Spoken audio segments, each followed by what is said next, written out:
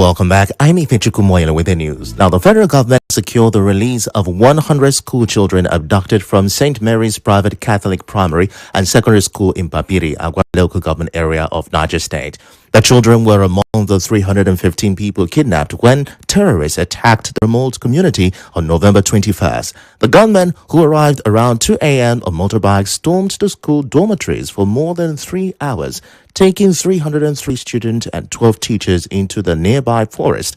And 50 pupils managed to escape within the first 24 hours, leaving 265 people, including 253 children and all the teachers, still in captivity until the release of 100. Following the attack, the federal government imposed a 24-hour security cordon and launched aerial surveillance across part of Kwara, Kebbi, and Niger State. President Bola Tinubu also cancelled planned international travel to focus on the rescue effort, while authorities ordered the indefinite closure. Now back here in River State. River State Governor Siminalayi Fubara says his administration is addressing the challenges facing all campuses of River State University. He made the comment at the combined 37th and 38th convocation ceremony on Saturday, days after some students at the Emoha campus were kidnapped. The governor says the 2026 budget will prioritize the university's needs. As a responsible government, afford to deprive our youth of this most essential tool they need to improve their life. We fully recognize the problem confronting the university, both at the main campus and other locations, but I can assure you that we are tackling those challenges, and our provision for next year will adequately take care of all these issues. Now, he is also urging graduates to become job creators and wants the management to focus on research and technology. I urge you to prioritize research, innovation as you navigate your path to the top. I also encourage you to offer practical solutions to highlight the danger of technology. This also applies to our dear states. You don't need to go too far. The opportunities are even by your doorstep. What the world is talking about is creating jobs. What we will have promised you here is we'll give you the opportunities to create the jobs. Well, the Vice-Chancellor, Professor Isaac Zeb OBP, says the university has now taken in 4,000 students and secured full accreditation for all programs. Pro-Chancellor Okewale San praised the governor's support and unveiled a 5-year strategic development plan to make the university globally competitive. For the Chancellor, Justice Sidi Mohammed, he wants institutions across the country to embrace emerging technologies and AI. A total of 13,242 students graduated, 157 with first class, 2,587 with second class upper, and 6,275 with second class lower. In a related story, President General of the school's Old Student Association, Ebema Grammar School, Okuzi Felix Nwadibei, says Governor Siminalayi Fubara has promised to fix public secondary schools across River State in 2026, and the school will not be exempted. The retired Deputy Superintendent of Police gave this information at a special homecoming event held over the weekend at Ebema Grammar School, Okuzi. He told staff and students that the association had already written to the governor and the permanent secretary of the Ministry of Education after discovering the school's dilapidated condition. According to him, the government has assured them that rehabilitating public secondary schools is a key priority for next year. Retired DSP Wadibei added that while waiting for the state's intervention, the association will continue its own renovation and support projects as resources permit. Also speaking at the event, alternate chairman of the Homecoming Committee, Dr. Kennedy also urged students to take their education seriously. He warned against the temptation to quick money and online fraud, noting that ill-gotten wealth never lasts. The homecoming featured cultural dances, the commissioning of renovated projects, and a luncheon. The principal of the school, Engineer Akio Benjamin Chimama, thanked the association for the renovation project and other interventions in the school. It might interest you to know that Ebema Grammar School, Okuzi, was established in 1977. In its 48 years of existence, it has produced captains of industries, the academia, senior security personnel, politicians, traditional rulers, among others.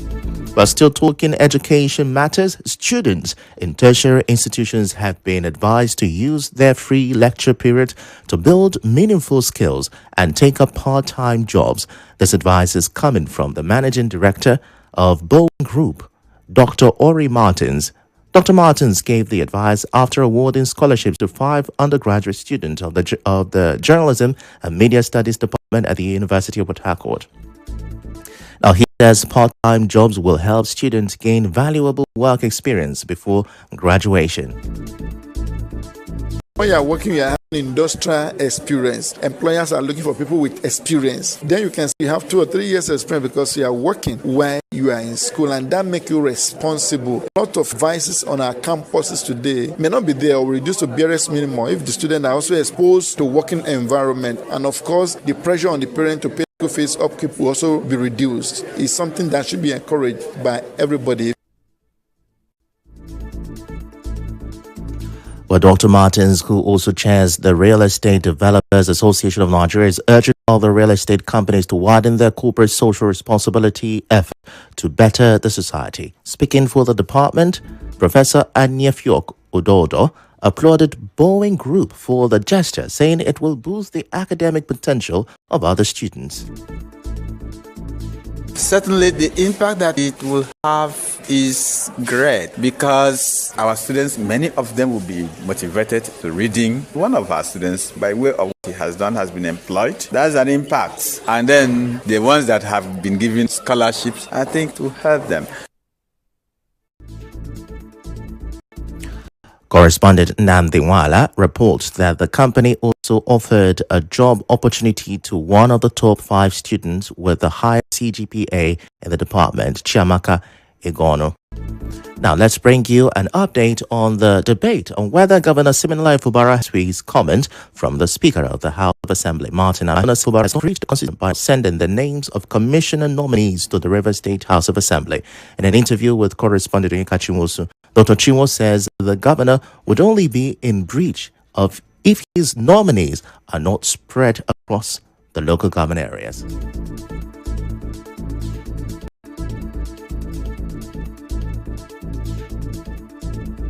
All respect to the Speaker, he misconstrued the Constitution. The Constitution says, yes, the governor shall appoint a mini commissioner. The commissioners, when appointed, was to reflect the federal character of the spread of the state. But it did not say that the governor must appoint commissioner or president appoint minister at a particular time. That is why the Buhari, the first senior for 6 months, didn't appoint. That's why the APC governor then in Osun State for 1 year didn't run with commissioner. It's good to appoint commissioner, but you know that a lot of things are involved, including the attitude of this House of Assembly.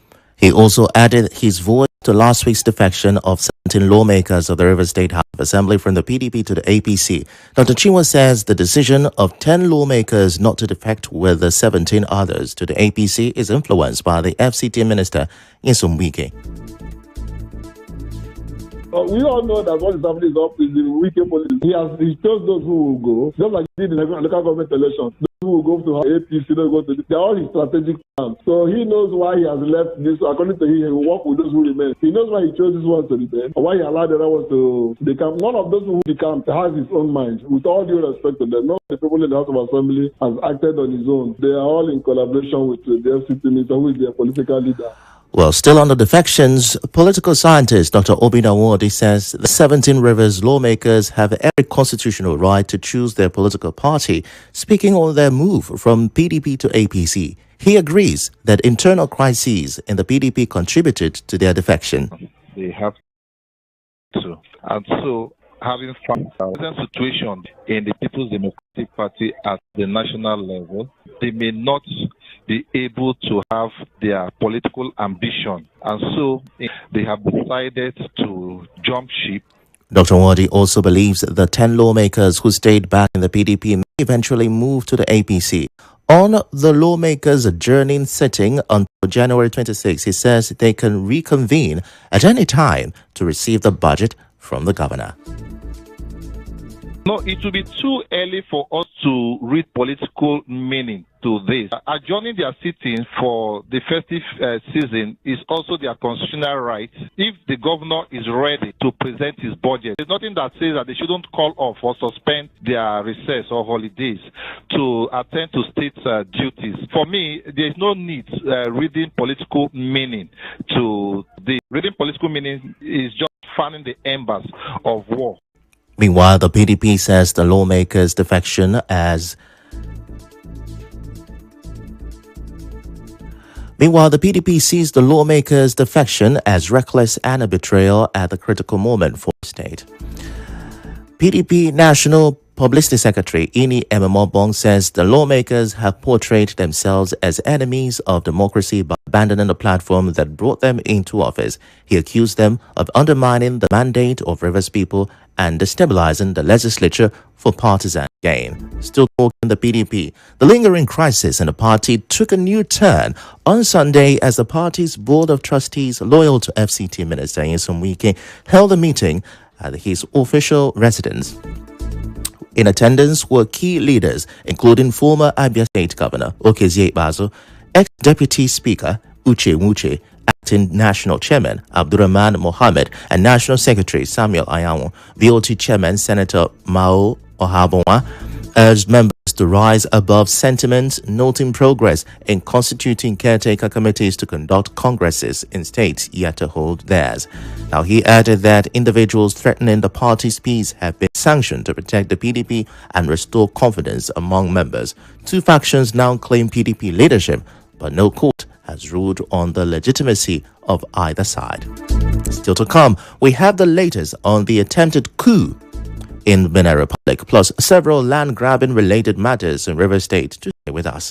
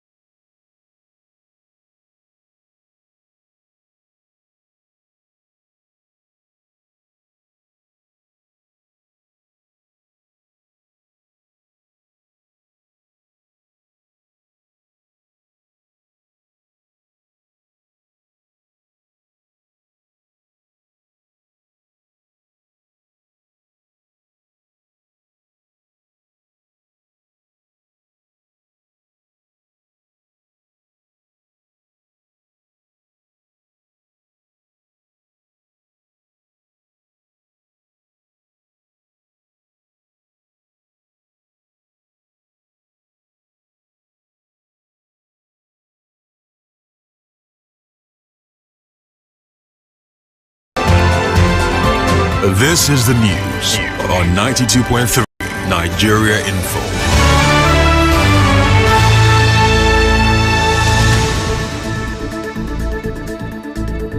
You're welcome back, and now the rest of the news. President Bola Tinubu has praised Nigeria's armed forces for swiftly helping the Benin Republic stop an attempted coup that threatened its 35-year-old democracy. He approved the deployment of Nigerian Air Force fighter jets after Benin requested immediate help to secure its airspace and protect key institutions. Nigeria also sent ground troops following a second request from Benin's authorities for surveillance support and rapid intervention. The coup attempt, led by Colonel Pascal Tigri, saw the Putsists seize the national TV station before loyal forces, backed by Nigeria, regained control. President Tinubu says the military acted within ECOWAS guidelines and made the country proud by defending democratic order in a neighboring state. Meanwhile, Benin's President Patrice Talon is reassuring citizens that the situation in the country is now totally under control after an attempted coup earlier in the day. In a live broadcast, President Talon praised the military for staying loyal to the nation and acting with a strong sense of duty. The government says it stopped the mutiny just hours after a group of soldiers announced a takeover on national television. Later in the afternoon, loud explosions were heard in Cotonou, the country's largest city, believed to be the result of an airstrike. Well, the Nigerian army has suspended all statutory and voluntary retirement. An internal memo signed by Major General E.I. Okoro says the directive issued on behalf of the President. Suspension is meant to retain manpower and experience as the military expands operations in response to rising insecurity. And now back here in River State, residents of Rumuokania layout on a new road in the Ada George area of Port Harcourt says the new internal roads built by the River State government are already making life easier for families and businesses. Landlords in the area are thanking Governor Siminalayi Fubara for completing the Rumuoke and Pipeline internal roads. At a press briefing, chairman of the Rumuokania Landlords Association, Joel Gandhi, says life used to be unbearable because the roads were in terrible shape. He explains that many of them were impassable and the community faced constant flooding whenever it rained. We are particularly thankful to the governor for the successful completion of the construction of the Rumuoke Road from Okitin Junction off Ada George to Road 9, 2nd and 3rd Avenue, Road 10, 2nd and 3rd Avenue, and the Pipeline Road. Prior to the intervention of His Excellency, the roads were in an extreme deplorable state, impassable and prone to flash floods. When it rains, most houses and business premises were often flooded as people could hardly live or cross the area, while economic activities were completely paralyzed. The association's General Secretary, Lucky Ashley, is now appealing for the dredging of a blocked canal running through the area to reduce flooding. He also wants the government to build adjoining roads to protect and sustain the work already done. Before now, there was no economic activity here. The security here was terrible. But with the construction of the road, life is better now. People are happy. There is nice life here now going on. And we thank the governor. Like as Oliver Twist, we are saying that he should come and do the distilling because this drainage or these big gutters is extended to about 11 communities. And these 11 communities has adjoining road links to this gutter. So if this gutter is being distilled, it will help also sustain the good road that the governor has done. The PRO, Linda Dimba, adds that Governor Siminalayi Fubara has transformed the community and improved the lives of the people.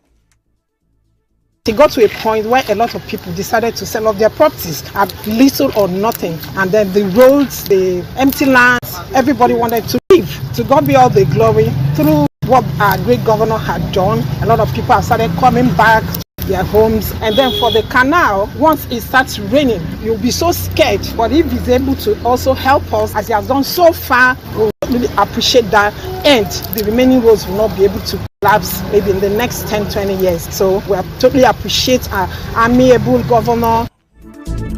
Well, away from that, the Yechin local government chairman Boniface Njoko is stepping in to resolve a decade-long land dispute that has torn through the Umuakoro community, damaging lives, property, and livelihood. This comes after fresh petitions were submitted to the Committee on Anti-Land Grabbing, Land Acquisition Management and Development. Committee Chairman Emma Bilo tells the council boss that they received a petition from Eze Innocent Wosu and others against Mrs. Comfort Chinedu and her group, all from Umuakoro in Iweche. Njoko thanked the committee and says he remains committed to tackling insecurity, stopping land grabbing, and restoring peace in the area. He also calls on the judiciary to remain the hope of the common man and avoid issuing conflicting orders that could trigger further unrest. Njoko adds that he is determined to bring a lasting solution between the two factions in Umuakoro. Meanwhile, Committee Secretary Prince Chijoke Ndimele briefed members on the case involving the Umuakoro community,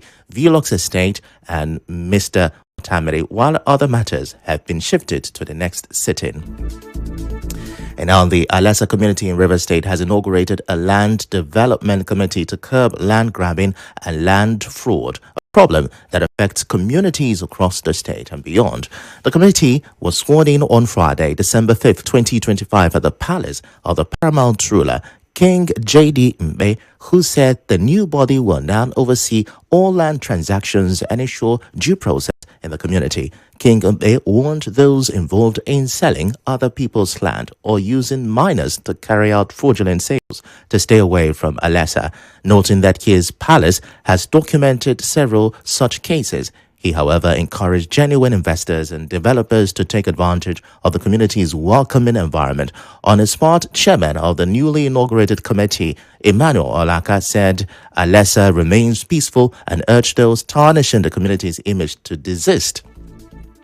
Now, he pledged to lead the committee with integrity and assured legitimate investors to full support from the people.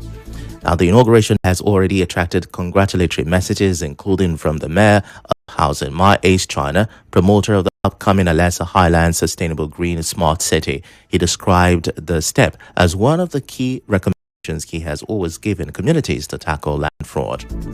And now, the Omawa Council of Chiefs and Traditional Rulers is distancing itself from what it calls the unethical and unauthorized conferment of a chieftaincy title on the councillor representing Omawa Ward 6, Samuel Oboni. The title, Eze Ochi Alere 1 of Omawa clan, was reportedly bestowed on Thursday, December 4, 2025, in a statement signed by the paramount ruler of Omawa clan, Eze Achinike Amadi Obo the 21st. The council says the installation was carried out by a group of individuals without any consultation with the traditional institution. Now, he urged the public to disregard the announcement in the interest of equity and justice. And in a swift reaction, the Oha in the Council of Omawa Clan in Ikwere local government area said the coronation of the leader of the Ikwere Legislative Council, Samuel Oboni, as Eze of his recognition of his contributions to the development of the community, particularly in improving security. Speaking on behalf of the council, Oha Felix Anoya stressed that only the Oha in council has the exclusive authority to confer traditional titles on anyone it deems fit to be an Eze. Coronation of Samuel Nna Oboni on the 4th of December 2025. He merited it. Not only in Omagwa, Ikwere government as a whole, it's not political. In his chieftaincy coronation, our tenants in the Imechi Igbo, our Chikeze Woji, our Felix Anoya, our Matthew Wosu, our Edwin Olu, Omagwa has 5 seconds. We had the meeting. We all agreed to coronate him. So long as land is concerned, it's only on her that have right to coronate somebody chief. On his part, the recipient of the title and leader of the Ikwere Legislative Council, Samuel Oboni, said his coronation by the Oha in Council was based solely on his impactful contributions to the community and the Ikwere local government area. He stressed that he never lobbied for the honor and described the statement credited to Eze Achinike Obo as baseless. Achinike cannot say I didn't follow due process. What is the due process there? I was crowned by the Oho holders of Omagwa. And in the Ikwere tradition, it is the Oho holder that crowns a chief, not the chief crown another chief, which is the due process. This crown, I didn't lobby for it. was CSO Ikure local government for 7 years. I restored peace in Ikure. I became councillor for 3 years, first tenure. I restored peace in Omagwa. The Ohas went through my profile and discovered that, look, this is our son. You have done enough and we need to recognize and honor you. That was how they gave me this title. And just before we wrap up the news, let's tell you that the families of the Kamabo Ejimofo, Okwodu, Abi Princewell, and Jonah Sunday Amakri of Buguma City in Asaritoro local government area have announced the funeral program for their late matriarch, Honorable Abani Roslyn Amakri, who died at the age of 80. Now, in a joint statement, the families outlined a 2-week schedule of events in honor of the late mother of Ojaya Flag Amakri, the Director of Energy Security in the Office of the National Security Advisor. The program begins on December 15 with a novelty football match between ex-Super Eagles players and the All-Stars at the KNC ground in Buguma City. A series of songs will follow on December 17 at the Buguma Town Square. The statement adds that a traditional wake is slated for December 19 in Buguma, while an open-air interment service will be held the next day, December 20th, at the KNC field. The funeral activities will also include a medical outreach for residents from December 22nd to December 24th, alongside the Santa Medical and Children's Party at the KNC field. The 2-week celebration of life will end on December 28th with a musical concert at Abiyama in Buguma.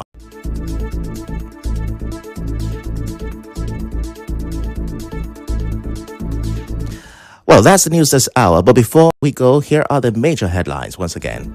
We reported that the federal government says it has secured the release of 100 abducted school children in Niger State. It was heard President Tinubu praised the Nigerian military after stopping coup in Benin Republic.